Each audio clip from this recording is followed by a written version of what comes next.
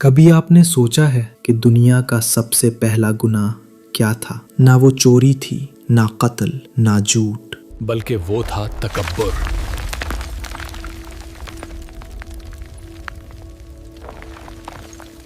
ایک ایسا گناہ جو عبادت کے باوجود انسان کو اللہ سے دور کر دیتا ہے۔ یہ کہانی صرف ابلیس کی نہیں، یہ کہانی ہر اس دل کے لیے ہے جہاں کہیں نہ کہیں میں بہتر ہوں کا خیال پیدا ہوتا ہے۔ جب اللہ تعالیٰ نے فرشتوں کو حکم دیا کہ آدم کو سجدہ کرو تو ساری مخلوق نے اللہ کے حکم کے آگے سر جھکا دیا، مگر ایک تھا جس نے اپنا سر نہیں جھکایا۔ اس نے کہا، میں اس سے بہتر گھر ہوں۔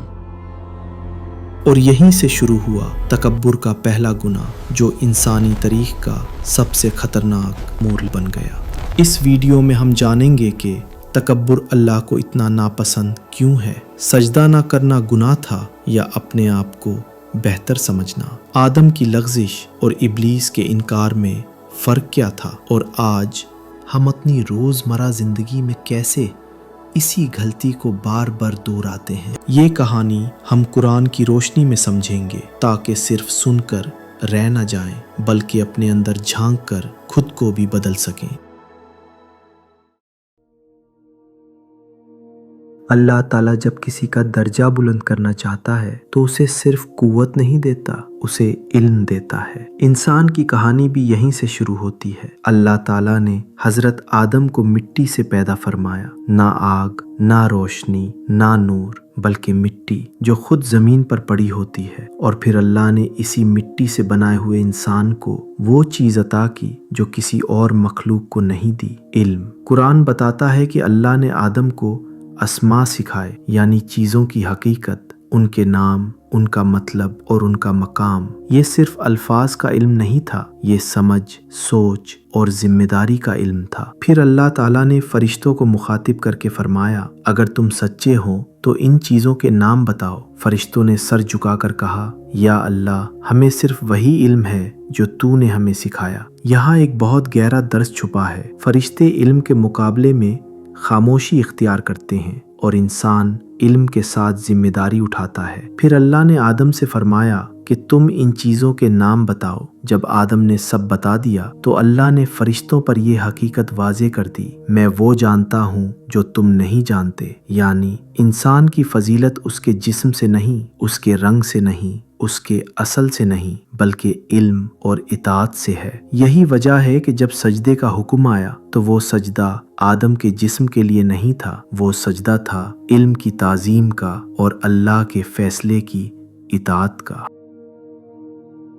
اور یہیں سے کہانی ایک نیا موڑ لیتی ہے، کیونکہ جب علم کے مقابلے میں غرور آ جائے تو پھر سجدہ مشکل ہو جاتا ہے۔ جب اللہ تعالیٰ نے فرشتوں کے سامنے انسان کی تخلیق کا ارادہ ظاہر کیا تو فرشتوں نے ایک بات کہی، مگر یہ بات نہ انکار تھی، نہ شکوہ اور نہ ہی اللہ کے فیصلے پر سوال، یہ صرف سمجھنے کی کوشش تھی۔ فرشتوں نے عرض کی، یا اللہ، کیا آپ زمین میں ایسی مخلوق کو پیدا کریں گے جو اس میں فساد کرے گی اور خون بہائے گی؟ یہاں ایک بہت ضروری بات سمجھنا بہت ضروری ہے۔ فرشتے گناہ نہیں کرتے، مگر وہ اللہ کے فیصلے کی حکمت کو سمجھنا چاہتے ہیں۔ انہوں نے یہ بات اپنی طرف سے نہیں کہی، بلکہ اس بنیاد پر کہی کہ انہوں نے پہلے زمین پر جنون کو دیکھا تھا جو فساد اور خون خرابی کر چکے تھے، تو انہوں نے سوچا کہ اگر انسان بھی اختیار والا ہوگا تو کہیں یہ بھی وہی نہ کرے۔ مگر اللہ کا جواب صرف ایک جملہ تھا، اور وہ جملہ پوری تاریخ بدل دیتا ہے، میں وہ جانتا ہوں جو تم نہیں جانتے۔ اللہ نے فرشتوں کو یہ نہیں بتایا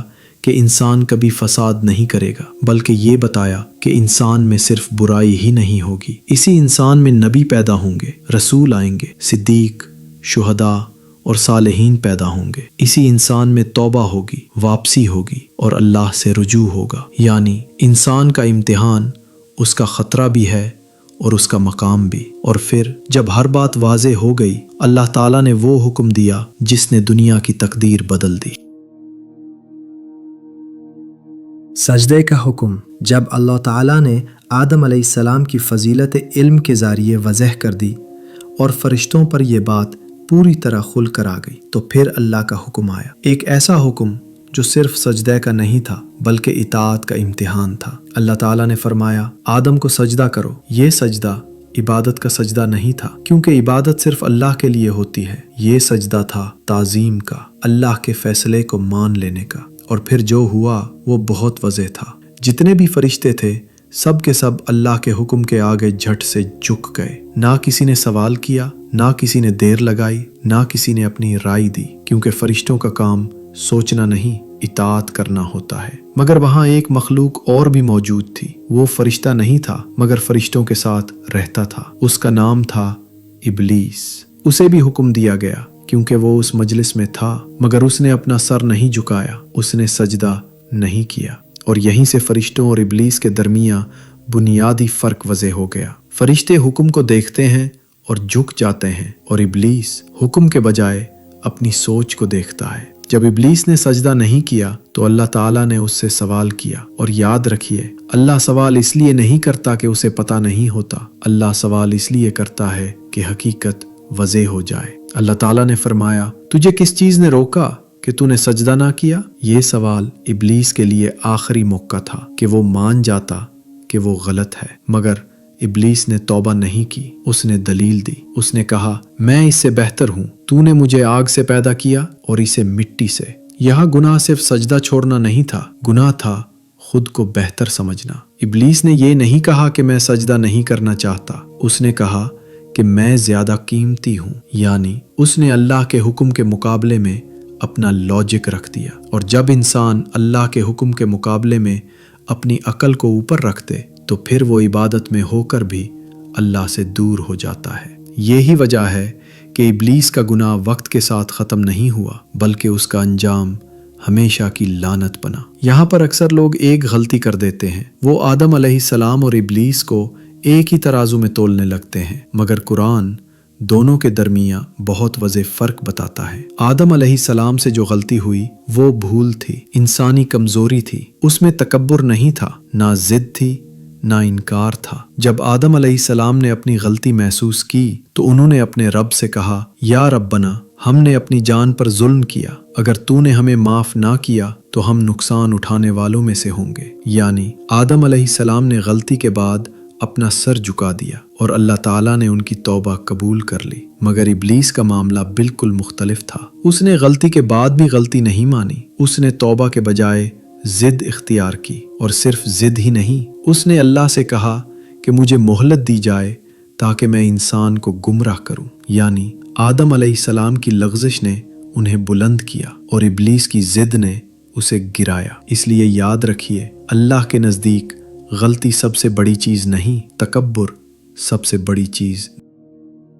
جب ابلیس نے توبہ نہیں کی اور نہ ہی جھکنے کا ارادہ کیا تو پھر اللہ تعالیٰ کا فیصلہ آیا۔ اور یاد رکھیے اللہ کا فیصلہ نہ جذبات پر ہوتا ہے نہ غصے پر، بلکہ عدل اور حکمت پر ہوتا ہے۔ اللہ تعالیٰ نے فرمایا تو یہاں سے نکل جا، یہاں تجھے تکبر کا کوئی حق نہیں۔ یہ صرف جنت سے نکالنا نہیں تھا، یہ اللہ کی رحمت سے دوری تھی۔ پھر اللہ تعالیٰ نے فرمایا کہ تو مردود ہے اور قیامت تک تجھ پر لعنت رہے گی۔ یہاں ایک بہت گہری بات سمجھنے والی ہے۔ ابلیس کو صرف اس لیے سزا نہیں ملی کہ اس نے سجدہ نہیں کیا، اسے سزا اس لیے ملی کیونکہ اس نے اللہ کے حکم کے مقابلے میں اپنی آنا کو کھڑا کر دیا۔ پھر ابلیس نے کہا یا رب مجھے اس دن تک مہلت دے جب سب کو دوبارہ زندہ کیا جائے گا۔ اللہ تعالیٰ نے فرمایا تجھے مہلت دی گئی ایک مقرر وقت تک۔ یہ مہلت رحمت نہیں تھی، یہ امتحان کا سلسلہ تھا، انسان کے لیے بھی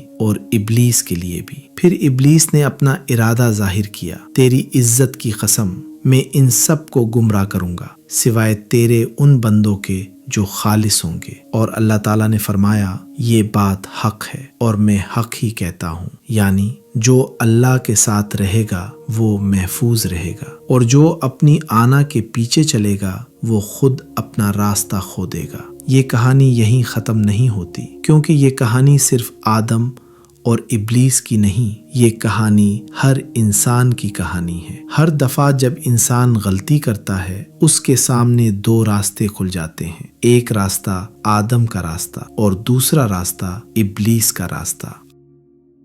یہ کہانی ہمیں یہ سکھاتی ہے کہ اللہ کے نزدیک عزت نسب سے نہیں، علم سے نہیں، اور نہ ہی صرف عبادت سے بلکہ اطاعت اور تواضع سے ہوتی ہے۔ اسی لیے رسول اللہ صلی اللہ علیہ وسلم نے فرمایا کہ جو اللہ کے لیے تواضع اختیار کرتا ہے اللہ اسے بلند کر دیتا ہے۔ آج کا سب سے بڑا خطرہ کیا ہے؟ یہ سوچنا کہ تکبر صرف بولنے کے لہجے کا نام ہے۔ نہیں، تکبر کبھی اپنی غلطی نہ ماننا ہوتا ہے، کبھی دوسروں کو کمتار سمجھنا ہوتا ہے، اور اس لیے جب بھی دل کہے میں ٹھیک ہوں تو ابلیس کا انجام یاد کر لینا، اور جب دل کہے مجھ سے غلطی ہو گئی تو آدم کی دعا یاد کر لینا، آئے ہمارے رب ہم نے اپنی جانوں پر ظلم کیا، اگر تو نے ہمیں معاف نہ کیا اور ہم پر رحم نہ فرمایا تو ہم نقصان اٹھانے والوں میں سے ہو جائیں گے۔ اور اگلے ایپیسوڈ میں ہم ڈیٹیل سے دیکھیں گے حضرت آدم کے شرف کا اظہار کہ اللہ نے انسان کو کیوں چنا